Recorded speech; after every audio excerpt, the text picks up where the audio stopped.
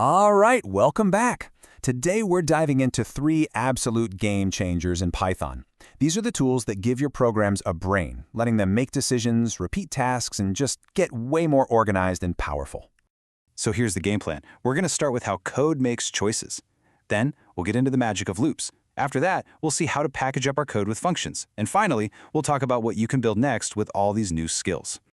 Okay, let's jump right in. Think of this first part as giving our program a brain. Up until now, our code pretty much just runs straight down, line by line. But with what we're about to learn, it can actually start reacting to things and making choices. It's a huge step up.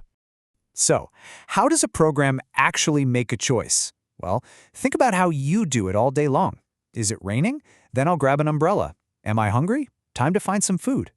We're basically just teaching our code to do that exact same thing. Check a condition, and then, based on the answer, do something. And in Python, it all boils down to just 3 little keywords. First, you've got if. That's your main check. If that's not true, you can have as many elifs, which is just short for else if, as you want. And finally, you have else, which is like the safety net. It catches everything that didn't match the other conditions. Okay, check this out. This traffic light example is perfect. The program asks for a color. If you type red, it hits that first if and prints stop. Done. But if you type yellow, it skips the red part, checks the elif, and prints look. It just goes down the list until it finds a match. Super simple, right? But, life isn't always that simple. Sometimes you need to check a couple of things at once. And for that, Python gives us these awesome tools called logical operators, and, or, and not. These let us build much smarter, more detailed rules. Take a look at this age checker. To be a teenager, your age has to be greater than or equal to 13 and less than 18. Both things have to be true at the same time. That little "and" keyword is what makes it possible to define a really specific range like that. It's incredibly useful. And this is a really cool thing about Python. There are often a few ways to get the same job done. On the left, you see the standard if-else block. Totally clear, easy to read. But for a simple choice like this, you can also use the slick one-liner on the right. It does the exact same thing, just in a more compact way. It's called a ternary operator, and it's perfect for when you just want to assign a value based on a quick condition. Okay, next superpower up, loops. If conditionals give our code a brain to think, loops give it the muscle to do the heavy lifting. This is how we get our programs to do stuff over and over and over again, without us having to write the same code 1,000 times. It's all about efficiency. So in Python, you've got 2 main kinds of loops, while and for. The big question to ask yourself is, do I know exactly how many times I need to repeat this? If the answer is no, if you just want to keep going while some condition is true, you use a while loop. If the answer is yes, if you have a specific list of things to go through, you'll want a for loop. So here's a while loop in action. We start a counter I at 1. The loop says, hey, as long as I is 5 or less, keep running. Inside, we print I, and then, and this is so important, we add 1 to I. If we forgot that I plus equals 1 part, I would always be 1, the condition would always be true, and we'd have an infinite loop. So you gotta have a way to eventually stop it. Now compare that to a for loop. This is way more straightforward for collections. Here we're looping over the word prime. The for loop just automatically grabs the first letter, P, and calls it che. It runs our code. Then it grabs the next letter, R, and does the same thing. It just keeps going until it runs out of letters. Super clean. But a lot of the time with for loops, you don't have a word or a list. You just want to say, do this 5 times. And for that exact situation, Python has this amazing little helper called the range function. It basically just creates a sequence of numbers for your loop to use. So if you give range just one number, like range 5, it's going to give you a sequence starting at 0 and going up to but not including that number.